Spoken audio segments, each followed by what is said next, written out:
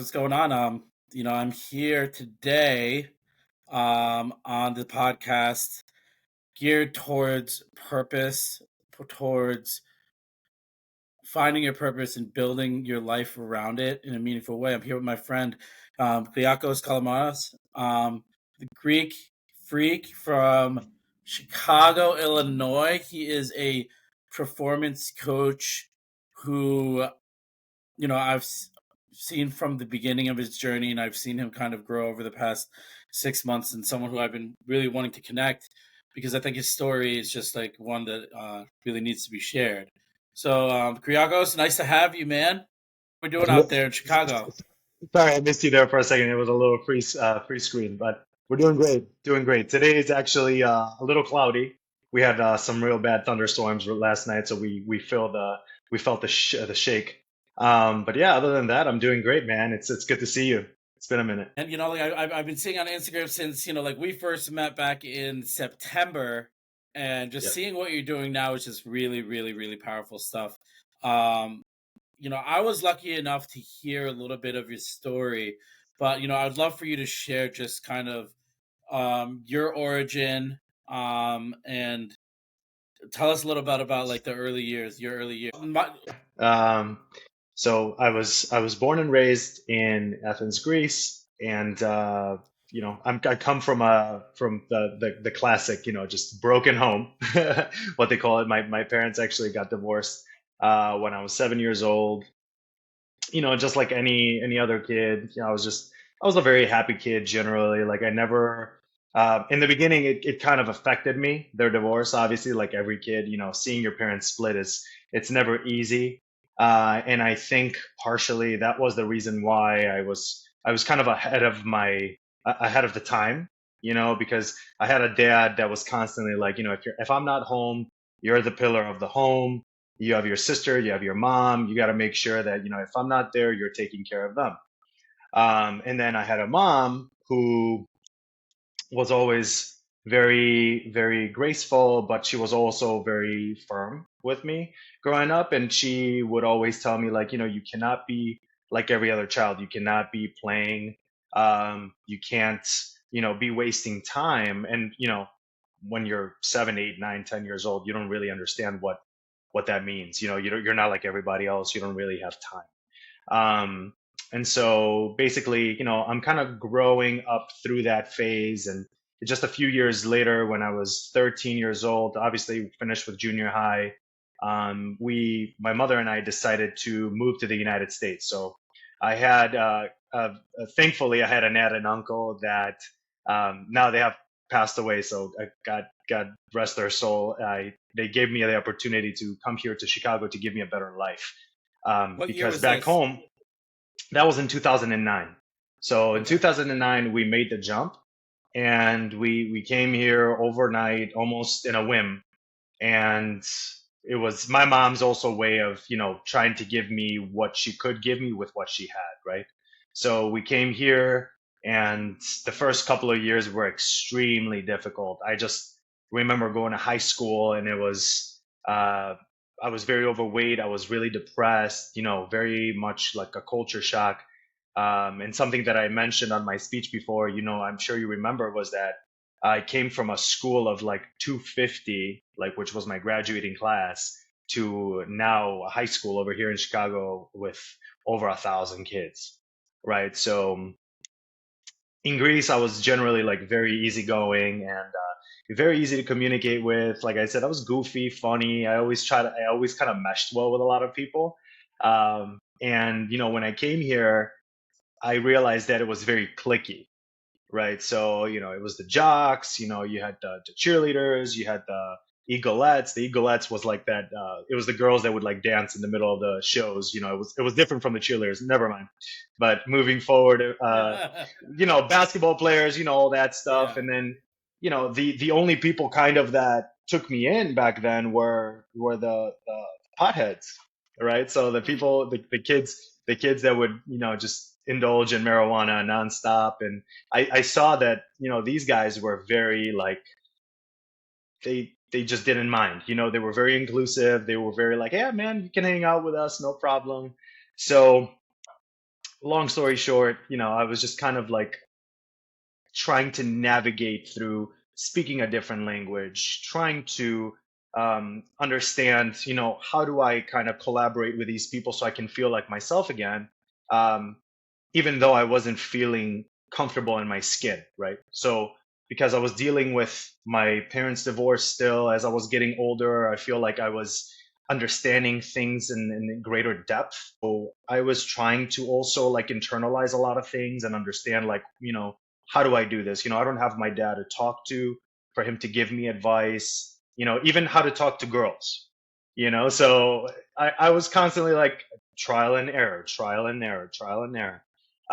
And because my mom wasn't home a lot of times, she had to work to provide for me. I had to kind of figure things out on my own, right? So thankfully, for the first couple of years, yeah, you were gonna say something. Yeah, like one of the things that I feel that my story and your story really have in common is one of the biggest changes that happened in both of our lives was at around the same age, 12, 13. That was when, myself and my sister found out we were adopted, which really changed the trajectory of the way we looked at ourselves, and where you um, were just kind of thrown into this entire different culture. Were things about the culture that you did enjoy that you were like, okay, like I could get used to this? Wow. Well, in the beginning, to be completely honest with you, I didn't really enjoy much just because I like stuck out so much. I was stuck out like a sore thumb, right? I looked very European, just Puma shoes or Nikes and just shaggy hair. I had hair back then and just thick glasses and a thick accent. And I just noticed very early on that like the kids that would speak to me in my classes, they would not speak to me outside of my classes because they had their own clique and they didn't want to be seen talking to me. So I was very kept to myself in the first few years, and I'm not gonna lie to you, I was very, very emotional. So it was lots of tears, constantly going home, asking my mom, why is this happening to me? Like back home, things were always so smooth. I was meshing with everybody so well. But, moving forward, and, obviously she was like, please be a little bit more patient. Let's go through high school and let's see if still after high school you're not liking this, you can't cope with it, we can go back home. So I took her word, of course, and I just kind of started moving, and things started happening slowly but surely. But I decided that I had to take matters on my own hands. So it wasn't necessarily something that attracted me to staying here. It was more so like adaptation, right? So you are in a new environment, time goes on, time heals all, like people say. And I just made do with what I had. So in that current moment, just a few years later, I was like 16, 17 years old. I went through like a bullying situation in a bus, like on my bus going home. I remember like it was yesterday, bus 14. I was sitting in the fifth row as always, and right next to me there was this kid. His name was Kestas, and his parents. I don't know if Kestas will hear this, but his parents were working for the Pentagon at the time, and he would, he would look at me getting bullied because a lot of kids would just, sit next to me. They would mess with me. They would punch me around, and they would make fun of me. And obviously, it's never enjoyable. And he Yes. would see me go through this experience, and he would say, like, dude, like one day he's like, he was very soft spoken, that kid, so he wasn't talking much, like kind of like, hey, and he would say, hey, and that was it. That was the extent of our conversation. And he would say like, hey, why don't you get like jacked? Like, why don't you start working out? And He was even if you Greek don't know, also? he was not. He was actually Lithuanian. He was Lithuanian, okay. Yeah, yeah. So he said basically like, get jacked, get muscular, and people are gonna think twice about messing with you, even if you don't know how to fight. At least they will think about it twice. And I said, you know Hmm. what? It makes sense. It's very logical. So I took it upon myself. I asked my mom, let's go, if you can sign me to a local, it was like a very, very small gym at the time. It was called Cardinal Fitness. And they actually had a zero down, $10 a month membership. Nice. So my mom was like, she right away, like she tried to shut it down. So she would say like, why would I sign you up? Like, you're not gonna follow through with it. You're probably gonna quit after a little bit. But she didn't really know what I was navigating through by myself in school, nor did I want to like put extra weight on her, So you kept this all a because secret from her. pretty much, yeah, because I didn't see, like, I didn't, it's not that I was soft spoken. It was just kind of like, what, like, whatever. Like, it's, I felt like it was normal to go through things like that, at my age. So I took it upon myself, and then I signed up to the gym, and I didn't really know what to do, right? So I was a three-sport athlete back home. I was a swimmer at some point. I played basketball for about 8 years, and then I also played a little bit of soccer for about 4 to 5 years. Mm. And I just knew naturally that if I just started moving, something would happen, right? Something would change, at least for me to feel better about myself, because everybody would just kind of point.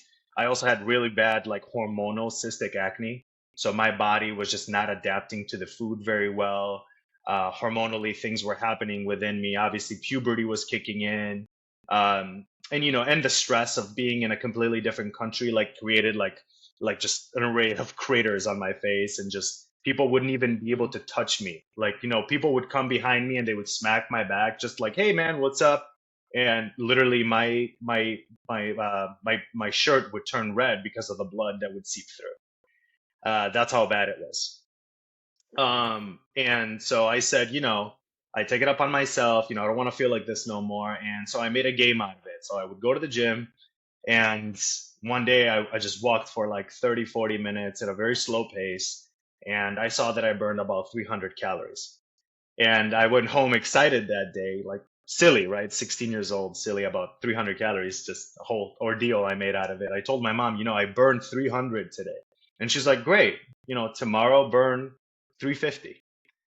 So I kind of made a game out of it, to the point where I would be in there and I would just look at what other people were doing, and I would just kind of try to mimic it. Before I knew it, like, I was doing high intensity interval training. I would just copy other people before I knew it was high intensity interval training. And so I was near, at the time, about 300 pounds. And within 6 months, I dropped down to about 180, right? So I was just doing cardio. I was barely eating anything. Um, and it just kind of dropped. You know what I mean? So that's when I Yeah. started, like, getting a little bit more confidence. It was almost instant, because you don't notice it, but you know how, like, weight loss is never linear. It's just kind of like up and down and straight, and you don't really notice it. It just kind of felt good to get out of the house and see more people. And I kind of got in a routine, which made me feel a little bit better at the time. Um, and so, seeing my body transform, uh, made me fall more in love with it, right? Because that's usually what happens. Most people, like, need to see those results, and then it becomes addicting, and then it becomes part of your life. So, I started picking up, like, muscle and fitness magazines. I would go online and I would look up on YouTube. When, I finally had access to a laptop, I was able to go online and just kind of do that stuff. I would stay after school sometimes at the library and just kind of study more of that stuff.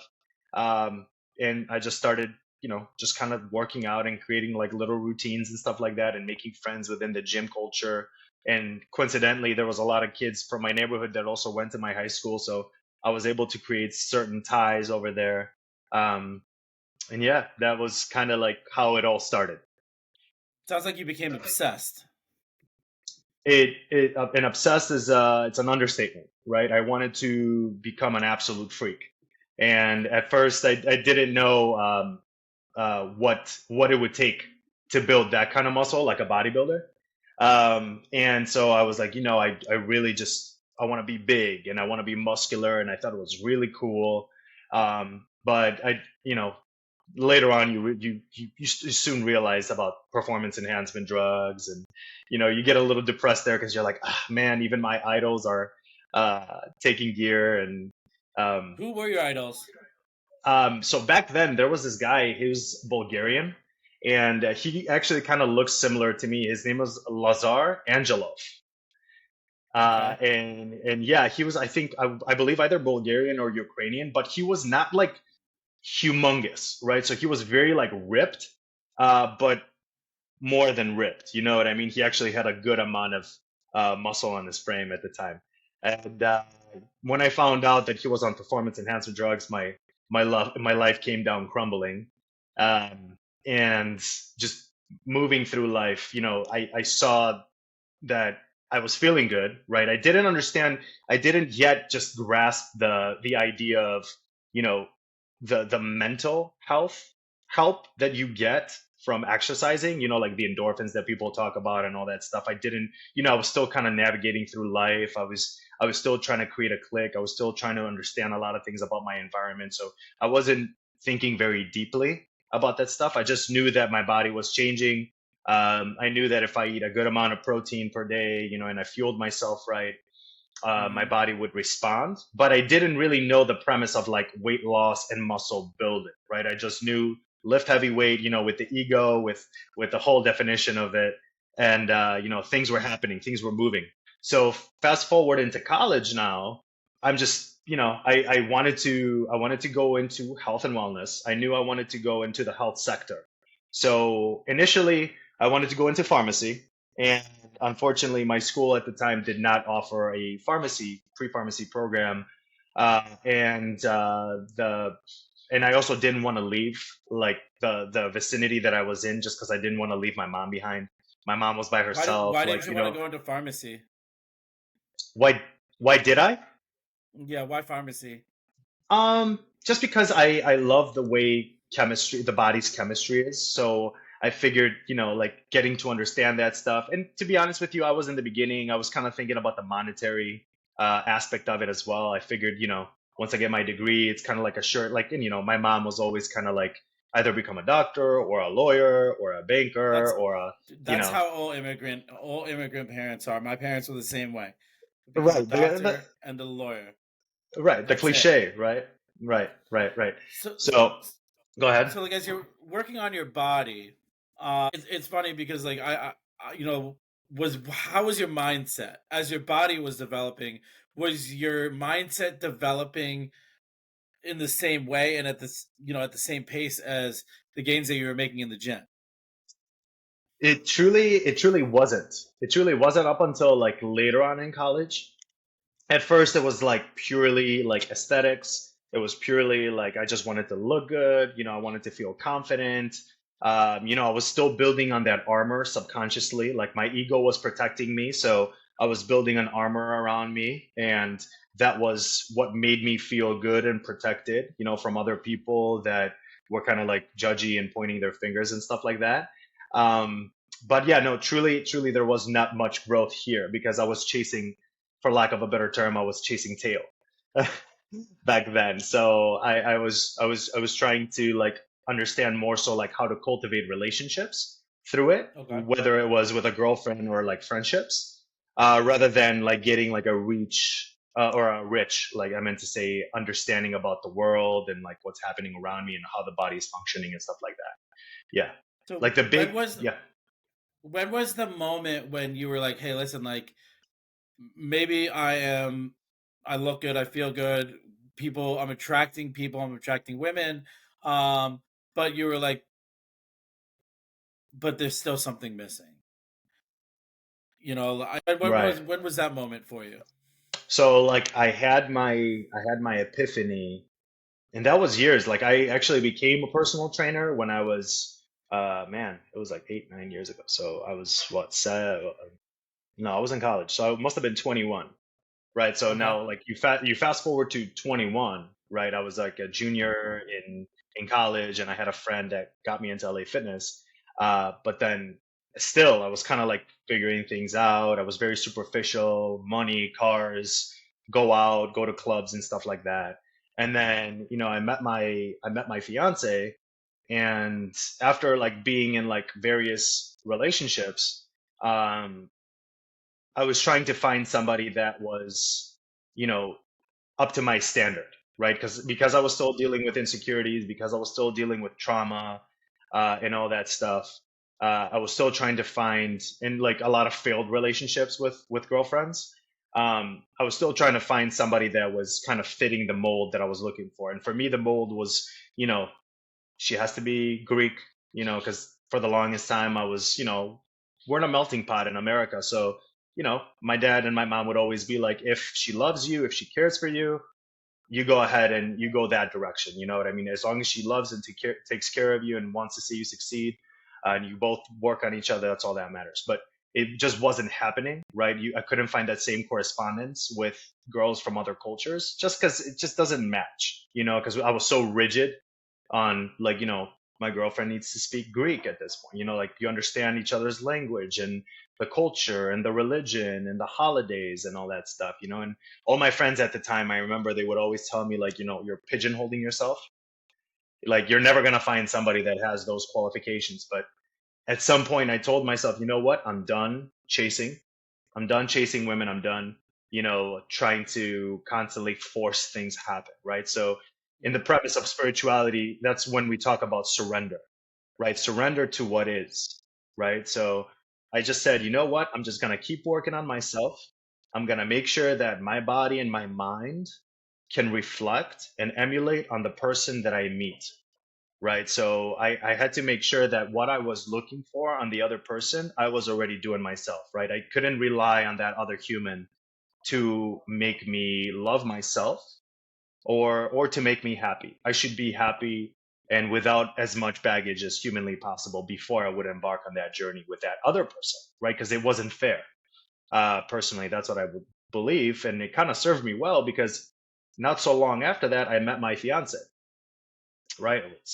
We were in Greek town with my friends, and I'd just be going out Monday through Friday, Saturday, basically every single day I was out.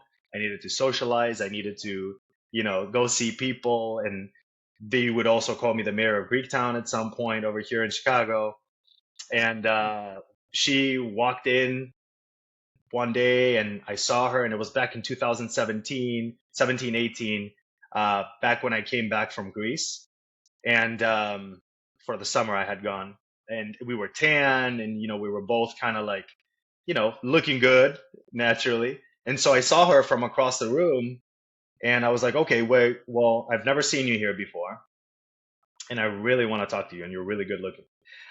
So I went up to her, and coincidentally, right next to her, there was a guy that I knew, right? So, and then right next to that guy, there was her brother, right? And so the guy that I knew was actually best friends with my fiance's brother. So he said, you know what, he's a good kid, let them talk. And so it just kind of happened, like, it kind of fell in place, and so before I move on too far, like, that's like a little testament for everybody, and you and me, and I keep saying this to myself, that when you're facing so much resistance in life, no matter like what you believe in, whether it's God, the universe, the cosmos, energy, whatever it is, if you're facing resistance, the universe is not trying to punish you. It's just trying to redirect you, right? It's trying to put you on the right place. So the moment I relinquished and I surrendered to what was, she like showed up. And I don't want to preach about like law of attraction and stuff like that, but that's kind of how it felt for me. Well, So I met her, and I believe in the law of attraction. I do believe that, like, when you put your just being a good person and you kind of block off the outside factors and you're true to yourself, then you will attract others who gravitate towards that energy. When I first met you, you were a very different person than you are even now, and it's only been probably about 9 months that I've known you. And right, um, what I know, I personally know that, like, during this 9 month, you've worked on building your business. You've worked on kind of yeah, just streamlining your expertise, but also being true to yourself in the process. hmm Um, so I really want to focus on that component, because just witnessing that type of growth. What type of techniques have you incorporated over this part of your journey right. that have paid dividends? So before I even speak about a technique, I think the most important thing that I realized, around that time when I was with my fiance, and we started living with each other, was that we don't have to be the norm. We don't have to be like everybody else. So, a lot of people talk about, the honeymoon phase and like how you spend a bunch of time together and eventually it fades and you guys start fighting a little bit more and you bicker a little bit more. But I told her very early on, I was like, the world is made by people no smarter than you and I was like, what Steve Jobs said, basically. And Hmm. so I told her, I was like, we don't have to be a statistic. We don't have to be like everybody else. And so it's now is the time for us to keep working on each other, to keep pouring into each other's cup, to not take jabs onto each other, and to not repeat the same mistakes that our parents made. You know what I mean? I think that's the most important thing.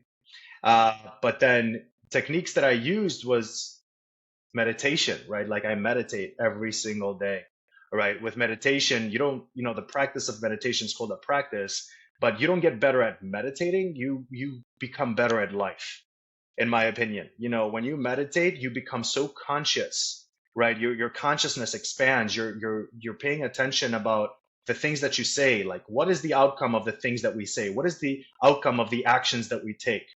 um, and you're so much more aware and cautious. But you also got to take under consideration not to allow that thing to create like paralysis, right? Because engineers will say analysis paralysis. So a lot of times, when you're thinking ahead, it's kind of like hindering you from pulling the trigger, right? Um, Totally. yeah. I mean, I So agree with you on the meditation. I also do think that, like, for me, it's just what the meditation does is give me like a higher level of focus, also, where, right, even if it's in the morning, when I go through my day and I find that I'm getting a little frustrated or I'm feeling too high or I'm feeling too low, just taking 10 minutes and just by myself, right, focusing on my breathing. And I'm able to kind of go back to whatever I was working on and looking at it from a different perspective. That has added a lot of value to my approach, not only to projects, but to people, hmm, where I'm able to, all right, listen, like, why don't we set this conversation aside right now? It's obvious that we're both emotionally charged, and let's take a second step back. And then you kind of revisit it with that person, devoid of being emotionally charged, devoid of saying something that you might not mean, really thinking about how you're going to articulate an idea, but also taking time away from that discussion allows you to really consider their perspective. Because, like, I found myself in the past going into situations with others and not really having a full understanding for their perspective. And I think when you don't do that, it's no one benefits, no one grows, and nothing gets done the way it should be. right, right. And actually, it's funny that you say that because just recently I had a breakthrough, which for a lot of people it might be common sense, but like it actually dawned on me. I was like kind of like in awe because I thought about it and I was like, well, how silly is it that we sit here and we compare ourselves to other human beings, beings that don't think like how we think, they don't love how we love, they don't feel trauma how we felt trauma, right? It's very silly and it's very funny to me that we sit here and we allow real estate in our mind. Like we don't because that's where purpose comes in, right? Speaking about purpose and Exactly. drive and in your mission, right? If somebody doesn't have a purpose, right? What's the number one thing that we're going to see? We're going to see hate, we're going to see envy, we're going to see jealousy, we're going to see guys like peacocking. Here in Chicago especially, you have a lot of Greek guys that will go to auctions and they will get like cheap cars, and they'll double park like in the city and act like all macho and like this is my turf and all that stuff. I'm like, man, I'm Ego. ego, exactly, ego, right? And it's okay to have an ego. It's okay to have an ego because the ego is what protects you. But the ego is also what's protecting that little child inside of you that has been damaged, right? That's been traumatized, whether it's from the lack of love or given too much love, right? That's why I believe in balance. I believe in the ebbs and the flows, right? I believe in being able to bringing that consciousness present and being able to understand that, hey, man, I do have I do have a troubled mind, right? I did I mean I had to relocate. I saw my parents go through the divorce. I saw my parents fighting constantly right in front of me, my mom throwing plates flying, like my dad swearing in Greek, my mom swearing in English, like, and it was constantly happening. And that caused like some significant insecurities about myself and my upbringing. And um, it led to a lot of amazing lessons. But that's what it is, right? Bringing that consciousness and being present and understanding that you have issues, but yet you're willing to work through those issues is the most important thing that's going to serve you, and it's going to save you so much more energy. A big component of it also is just like accepting the past. I think more often than not, people are have one leg in the past and one leg in the future, and that like when you live that way, you're you can't have past circumstances dictate a decision that you're making right now, because when you do, then you're constantly thinking of the negative consequence. You're thinking about the negative outcome of a decision that you made in the past, and you're applying it to a decision that you have to make in the future. And that's no way to live your life, frankly. I Go For ahead. me, like I've been in that situation where I'd let the past take up a lot of space in my head, and there's nothing I could do to change what already happened. Um, the thing that I've struggled with along this journey is accepting the fact that not everyone's going to take the same approach as I do to life. It took me quite a long time to retrain the way that I think. There's people who are close to me who may not have even started that journey, and it's my prerogative to lead by example and not to impose my will. And when I do that, I find it where I don't feel guilty when I see something bad happen to somebody else, because I know they know that they can come to me to kind of help them through it. Mhm. Um, but I can tell them what I would do in that situation. I don't tell people what to do anymore, because I find that sets an expectation, and for me, it's setting up a future resentment. Frankly, if I tell someone how to do something, um, and then they don't do it the way that I tell them to do, then I'm just setting myself up to resent them later, especially if they come to me and complain about the outcome. I mean, everything that you're saying is phenomenal, and I agree 100%. And I think the biggest thing, going back to like the past and the future and being stuck there, right? Like, I think the most important thing is that people need to realize that life is not linear. Life is not like I look back and there's the past, and I look forward and there's the future, right? Like that's what people think in their head, that it's a line, right? So from left to right, like the left is the past. I'm in the present moment right now where I'm sitting talking to you, and then walking to the right is where I move into the future. And in reality, people say that on average, studies show what 60 to 70,000 thoughts. We're having the same recurring thoughts every single day, right? Yet, if you make yourself present in the moment with consciousness, you get to choose who you want to show up as every single day, right? So today I can wake up in the morning, and I'm going to say my gratitude, I'm going to say my prayers, and my intention for the day is to show up as my highest, truest, most vibrational self, as God intended for me to be, without any fears, without any limitations, without any insecurities, right? As the strongest me. So I can not only show up for myself, I can show up for my clients that are looking up to me, show up to my family, show up for my fiance who needs me, and I need her, and we are supporting each other. I think that's the most important thing. And then you said something else.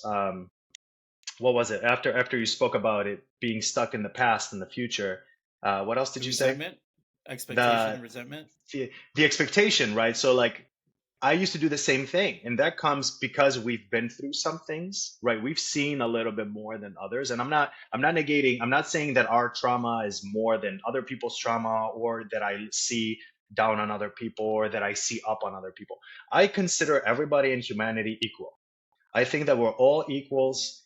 I don't think anybody's less than or more than, because it's all about consciousness. Like we said, right? I just see that you and I might have just a little bit more consciousness than the average person that's just not on their journey yet, and they just have a little bit more catching up to do. right? That's one, right? And two is giving people advice. I stopped giving people advice that don't ask me for that advice because, yes, I can already see what kind of mistakes they're going to make, but it's not my job to give them the answer, right? It's not our job. They need to go through that trial and tribulation in order to get that message ingrained in their hard drive. The same way a baby goes on top of the fire, feels the fire, gets burned, and will never put that hand back on that fire ever again. And then I realized that in spirituality, we like to call it karmic truth, right? So whenever you give advice to somebody that is not ready to hear that advice, you're intertwining your karma with their karma. So Well, I the think it's moment, yeah. I mean, I think it's funny that you say that because I think when people ask me for advice now, time in the past I would give them advice because that'd be my ego. Hmm. Now, when they ask me for advice, I think about it and I'm like, am I even qualified to give you advice on this situation? Have I lived this situation myself? And I find myself, especially over the past several months, people coming to me for advice, and I think it's because you know bless their heart, they see me, and like I said, like if I'm doing what I'm supposed to be doing and I'm being present in my own life, it's going to attract people, and then they're going to think that I have answers to their problems. And the thing is my ego in the past has told me I know everything. I have the answers to all your problems. Now I kind of step back and be like, listen, I don't really think I'm qualified to help you with this, Hmm. but I Hmm. might know somebody who can, you know? And, I've been doing a lot of that lately, which, what it does for them is it's like, okay, like Adam is not going to mislead me, you know? So I can go to Adam, I can trust him to not mislead me. And you know, he still cares by guiding me in the right direction. But that also frees me up from any culpability should I give them advice where maybe the outcome once they take it isn't the result that they wanted. But for me it like taking that approach was really important because I know what I don't know. I know what I know. I know what I don't know. And I say that to clients. I say that to friends, and I'll do whatever I can to find out the solution. But acknowledging that has allowed me to invite humility into my life. And when I have humility, then I'm able to really grow. And I think that's really where I was able to find my purpose. Just like kind of removing the barriers for that had blocked me from growing, and like kind of elevating my mindset. And I think that's really what, if I had to take it since the day I met you to the day now, like that has been what I work on a daily basis, just kind of elevating my mindset. um Hmm. because that's when I can truly be of service to the people who I love. Exactly.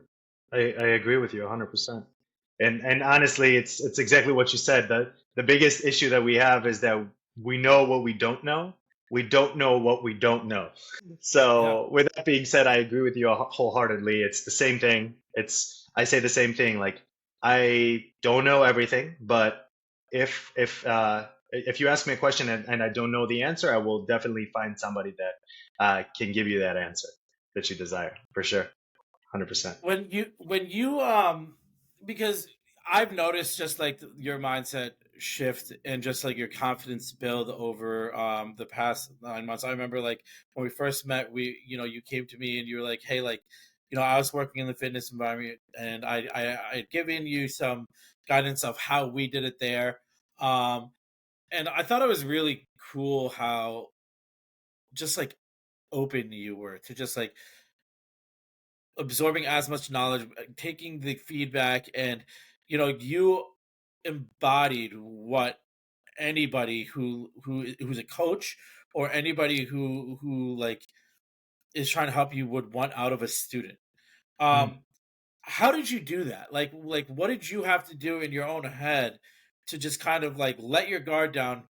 Um, because from the story you just told me about your past, like it was a very lonely place, and now it looks like just watching you, like you're just the guy, like people come to you, you go to them.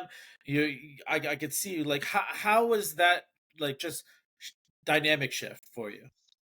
First off, you're being way too nice. I'm definitely not in the end of my journey. I'm definitely not the guy yet, but I really truly appreciate your kind words. But I think the biggest lesson that I got was I was very fortunate that amidst of me trying to figure out what I wanted to do with my life, because like I said, I went to college, I went through the exercise science program, exercise physiology. I graduated, and yet I still didn't know what I wanted to do. And while I was going to become while I was working on figuring it out, I was also applying to become a police officer. So working Mm, at Lifetime Fitness for a couple of years, or for about a year and a half, that was an amazing experience into the corporate world. It kind of showed me how to, approach people, how to be open, how to talk, to smile, to be inviting. We did have some bad experiences as well, but that's it's all part of the lesson, and I don't regret any of it whatsoever. I got to meet some amazing people. And then I was very fortunate that once I built up a very good roster of clients, they they loved me and they followed me at a small boutique gym called Anatomy Physical Fitness out here in Mokina, Illinois. And that's where I got to meet my first mentor. His name was Eric McElroy. God rest his soul. Eric just passed away just a couple of months ago from leukemia. But he was just an amazing human being. He was just 43 years old, three amazing children, and an amazing wife that loved him with all her might.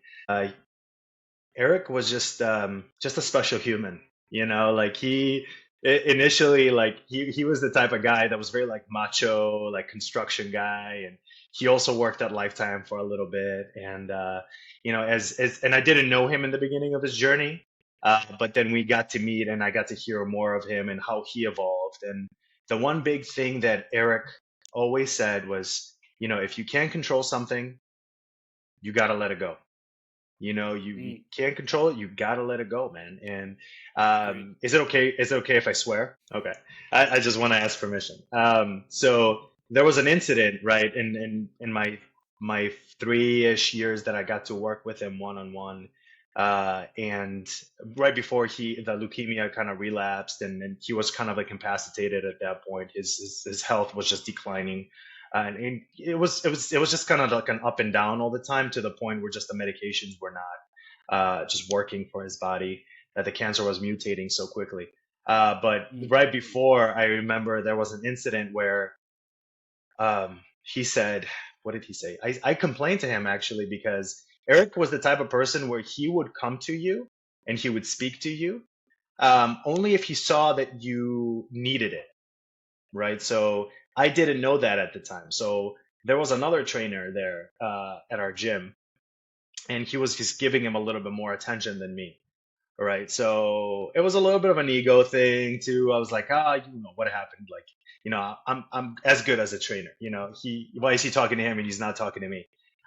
So I went up to him and I asked him, was like, hey man, I miss you. Like, I miss, chatting with you and hearing your advice and your guidance and all that stuff. He's like, hey man, I'm here. If you ever want to talk to me, you come to me and you ask to talk. Let's go for a walk.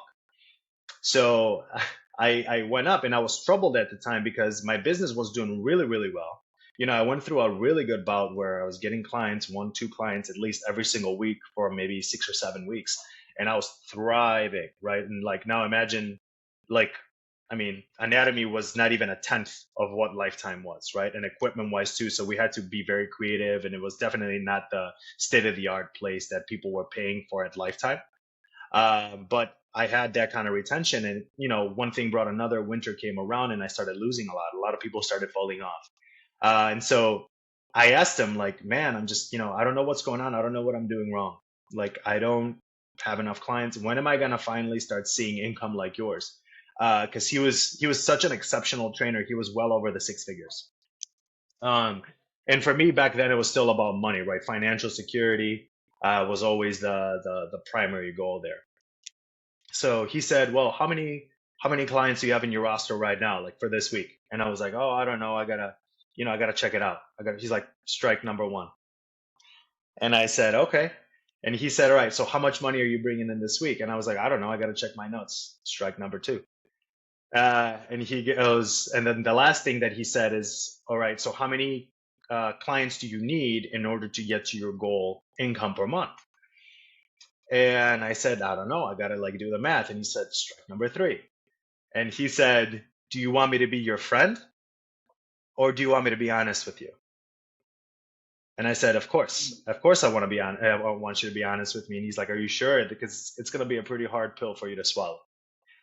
And I said, fire away, brother. And he said, you don't have a problem. He said, you're just a little bitch. And I said, what? What do you mean? He said, you're just a little bitch. He said, you're not doing everything and anything it takes to move the needle forward. You're just sitting here and you're expecting for things to magically appear. And I said, well, what do you mean? He's like, you don't got problems, dude. You think you got a problem here? He said, you know who has problems? Parents like me that wait overnight at a cancer wing to see if their kids make it through the night. Those people got problems. You don't got problems, dude. You just have work to do.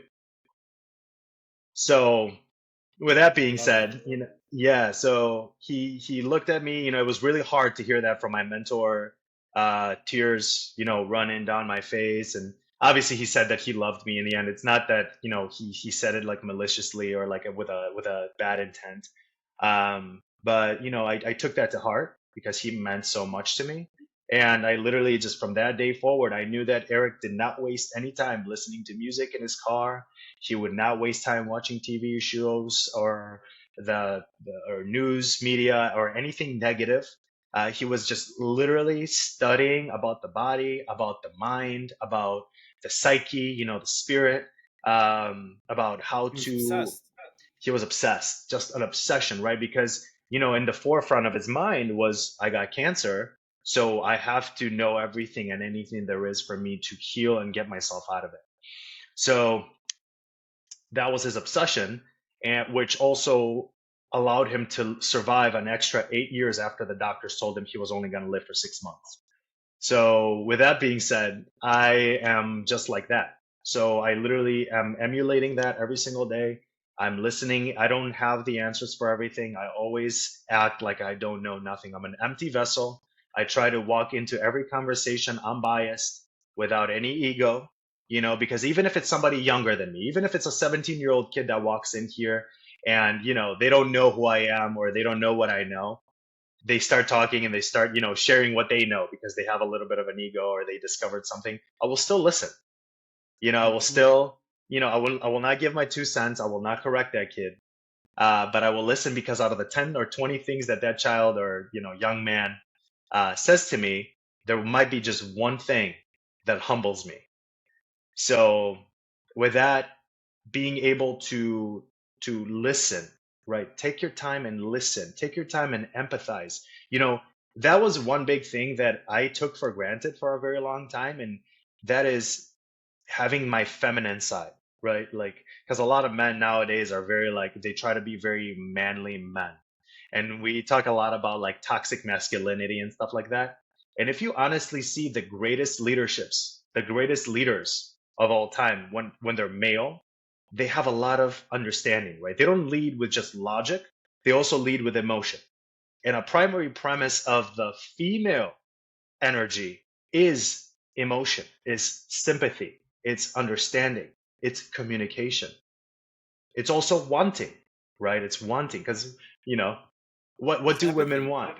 Yeah, empathy, right? So a lot of women want safety. So how do we create a safe environment for our employees? How do we create that camaraderie, that understanding, and with that incorporate the logic to guide them to the goal outcome that we desire, right? With some micromanaging a little bit until we see that they have that technique down by themselves. I don't care how you're gonna get to the outcome. The only thing that I care about is that you do a good job and you get to that outcome. That's all that is. So, And well, once you work in a field where, there is a lot of toxic masculinity, and Mhm. obviously, listen, like I love going to the gym. Um, I'm not like a gym bro, Like I do my splits and I'm there 5 to 6 times a week, and I'm there early and I'm out, but you're around that space. You develop your clients not only physically, but like, what else do you incorporate to develop them on just like the mental component? Gotcha. Yeah, no, that's actually one of my favorite topics. I love that aspect of fitness. My biggest thing is that I want my people to understand that thoughts become things, right? Like we said about the law of attraction, right? Everything that you say to yourself in your mind and your body, it's a self-fulfilling prophecy. So if you tell yourself you're capable of losing the weight, you are capable because God always says yes. The universe always says yes. If you're constantly saying that you cannot, and your limitations or your upbringing or you have a certain medical condition or Joe Schmo, it's his fault or her fault, it's a self-fulfilling prophecy. Yet again, God will say yes. You cannot do Do that. you, do you call that making up BS excuses, or are you attributing it? Because I'm also a big advocate for the internal monologue and how that Of internal course. monologue will dictate not only what you do but how you feel. And I see that all the time when people not only think those thoughts but say those thoughts, like we can't do that, or we're never gonna get there, or I don't think I'll ever get that raise. And those kind of thoughts for me are toxic thoughts. Like those, if I continue to feed that part of my brain, then yeah, like how else am I gonna feel? How motivated will I be tomorrow? But one of the things that helped me a lot was, someone told me like your brain is just like Instagram where there's an algorithm. And when you're on Instagram and if you're looking at bikini models and designer cars and material items, then eventually your Instagram just starts feeding you that, right?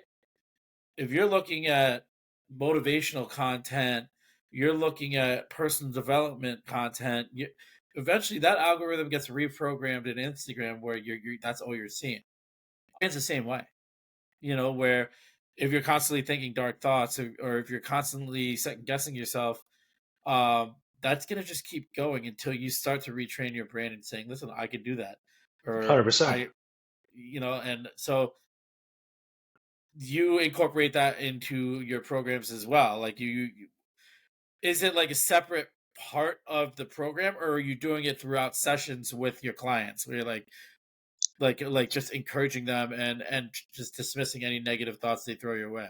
So what I believe is that we need to create harmony, right? So one of the big words that I use always is that we need to create harmony within ourselves. But before I get too far ahead, I think the thing, it's not a bullshit excuse, right? It's not a BS excuse because you mentioned earlier, is it a BS excuse or like how do you approach this? I think it's not that it's an excuse, it's about not knowing what you don't know, right? So the most important thing is that I was at a point in my life when I was younger that I didn't know what I didn't know about health and wellness, and I would just listen to what he said or she said or whatever, and I would just trial and error. Now, with that being said, as you get older and you get more fixed in your ways, things might get a little bit more difficult. So, first off, we need to go back, in my opinion, and understand your frame, right? So, what frame are you seeing the world in through? What lens? And what was it that created that framework, right? Because we see that a lot of people are, it's the upbringing, right? It's the upbringing. I say this all the time, from age 1 to 7, right? Those are the most plastic years of a kid's brain. So when I say plastic, is that the brain is literally like absorbing, right? It's like a sponge. It's constantly in that Mm. theta wave brainwave or brainwave length, and it just constantly absorbs and learns. So whatever characteristic, your whatever pattern you're seeing, whatever pattern you're observing, that's what's going to become your 95% subconscious mind for the rest of your life. So if you're seeing your parents fighting all the time, if you're constantly seeing altercations about money, stuff like that, yeah, you're gonna end up, having some resentment towards money. You're not gonna want it. Like I did for like the longest time, I would constantly see my parents fight and bicker over money. So I would always say, F this. I don't want money. I don't care about money. Da da da da da. And then soon later, you realize that hey, you need money because you want to buy a safe, reliable car. You want to be in a nice neighborhood for your children when that time comes. I want to take my children to a private school, or whatever else they need for me to provide to be a good husband to my wife, for them to not ever have to miss anything. But yeah, no, it all has to do about education. And I'm a firm believer on explaining to people the mechanism behind why I do what I do, right? So because I believe that if you give somebody the meat and potatoes, so to speak, of why we need to drink the water, why we need to sleep 7 to 8 hours every night, why we need to eat adequate amounts of protein to provide the raw materials for our body to produce our hormones, our neurotransmitters, and why that's significant for our motivation and our drive in our life, right? Why we need to have the fats and the carbs, and why carbs are not bad for you. So with that being said, yeah, no, it's not a BS excuse. It's that most people are just ignorant, and sometimes that's what they say, right? Ignorance is bliss. And you just kind of go through the motions of life. And if you don't know, you don't know. I totally agree with that. I do think they say ignorance is bliss, but how blissful do you actually feel? Um, There's so much untapped potential. I don't know if it's Socrates or Aristotle, but there's a quote that I love and I post very often, and it says something along the lines of, "It's a shame for a man to live a life without seeing the greatness of what his body is capable of."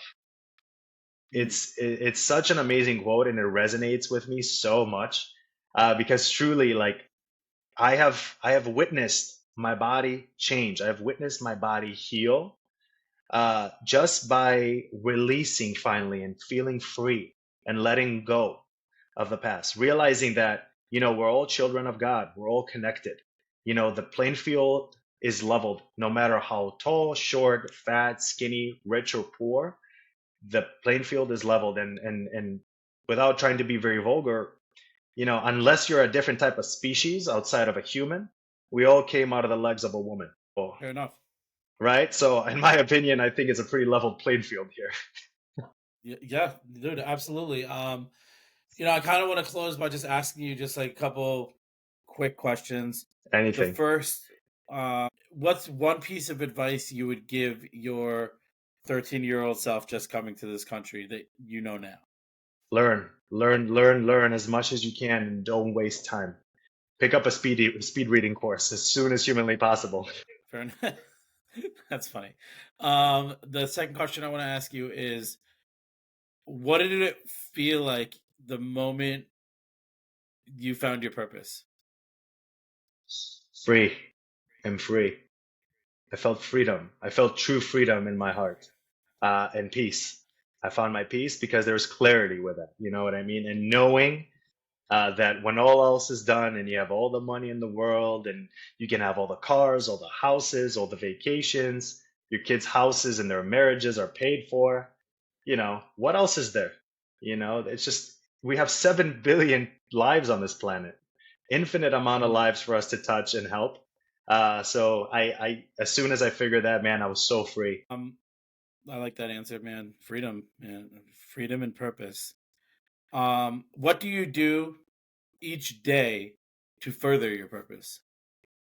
Awesome. Yeah, that's an awesome question. So, one thing that I know for sure that helps me is obviously prayer.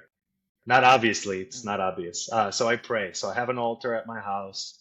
I have my icons. I have pictures of my aunt and uncle on there, and I have candles, and I just pray to them, and I thank them for being by my side, for guiding me through troubles, through adversity, through speaking into my head and giving me advice when I need the right words to say or take the right moves. I like to journal a lot, so I like to journal my thoughts. Any breakthroughs that I have, I like to write them down, because then the biggest thing the biggest thing that I've noticed growing older is that you and I right now are having a conversation about solving an issue and how we're going to react while we face a certain altercation. But there's a difference between us talking about it right now and acknowledging it when there is no actual altercation, and us actually acting upon it with those right steps when that time comes. Do you understand what I'm saying? Absolutely. So Absolutely. so that was a very big breakthrough for me, because you notice the mistakes that you do, but we tend to not follow through with it when that time comes to pull the trigger. And then I do a lot of breath work. So the breath work, Okay. keep being present, uh, it has allowed me, to be calm, to be focused, to be intentional, and to slow down the way I speak. And that's those are my go-to. Now I can walk you through like biohacks and little tidbits, other things that I like to do, but those are kind of like the main three that keep my mind and my sanity here present with me every single day. Man, listen, I really appreciate your time. I love you, man. I'm proud of you. Thank you. And So am I for you. I might be out in Chi-Town in April. Looking forward to having you, brother. There you go. Thank you for everything. Thank you for having me. I think you're a fantastic human being. I think the work that you're doing here is phenomenal, and you're actually going to help a lot of people. And if what did we learn at speaker school? If you can't heal what you can't reveal, right? And God bless that. Yep. I live by it. So thank you very much for Fact. having me, and I hope you have an amazing rest of your day, brother. Thanks, God brother. bless you.